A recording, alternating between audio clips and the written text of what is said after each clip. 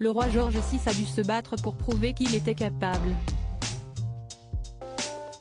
Le fait d'être bègue représente une certaine difficulté pour beaucoup, mais pour un roi, cela n'était même pas envisageable.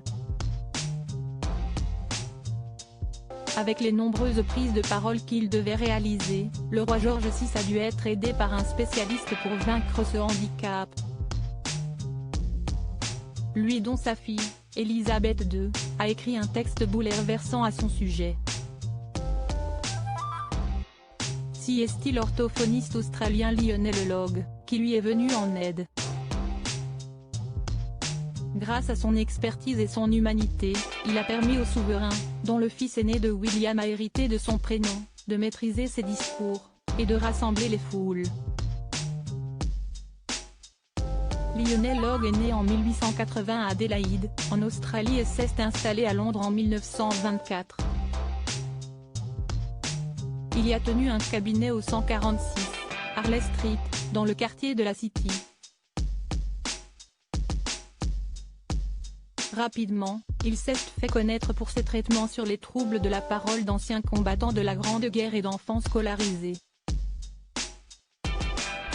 Elisabeth Bowes-Lyon, l'épouse d'Albert, future Queen Mum, reine-mère, a passé la porte de son cabinet en 1926.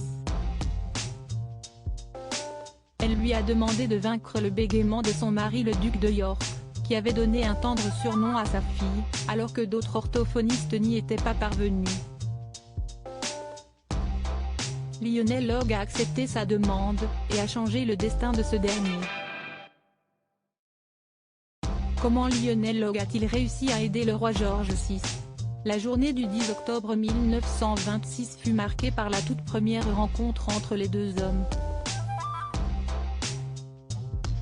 Celle-ci ne s'est pas avérée réjouissante puisqu'Albert Frédéric Arthur George se braqua rapidement lorsque l'orthophoniste lui posa des questions sur son enfance.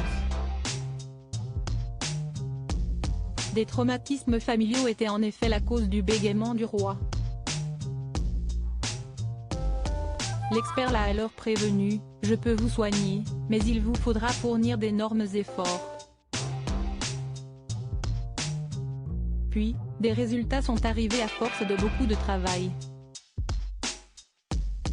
Le journal de l'orthophoniste a révélé qu'en un peu moins d'une année, entre octobre 1926 et décembre 1927, les deux hommes ont eu 82 rendez-vous afin d'améliorer la diction de George VI.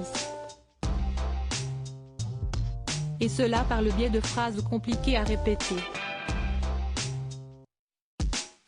Telles que I have a sieve full of sifted thistle and a sieve full of unsifted thistle, because I am a thistle sifted soit, en français, la très célèbre phrase « Un chasseur sachant chasser sans son chien est un chasseur qui sait chasser », notamment utilisée en cours de théâtre. Même si les méthodes de l'orthophoniste étaient à l'époque jugées peu orthodoxes, elles ont fini par marcher. Et la relation entre ceux qui ont travaillé main dans la main n'a cessé d'évoluer en bien.